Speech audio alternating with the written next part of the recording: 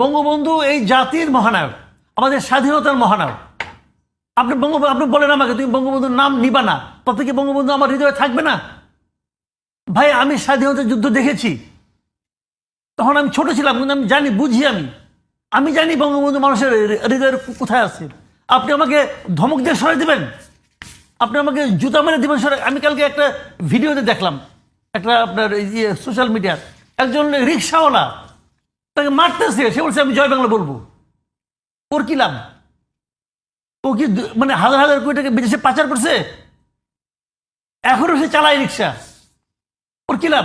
আরেকটা দেখলাম, এক ভদ্র মহিলা নেকাব পরা, তার সঙ্গে একটা হুজুর টাইপের লোক, সে বলতেছে আমি কোরআন খতম দিছি বঙ্গবন্ধুর জন্য।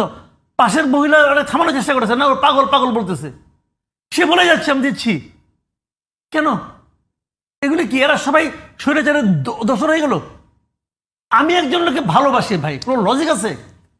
আপনি কি লজিক আমার এটা বুঝাবেন? আর এর সঙ্গে বঙ্গবন্ধু মারা গেছে কবে? এখন যারা এগুলো বলতেছে তাদের জন্মের আগে, তার বাপ তখন বিয়ে করার কথা সিদ্ধান্ত নেয় নাই।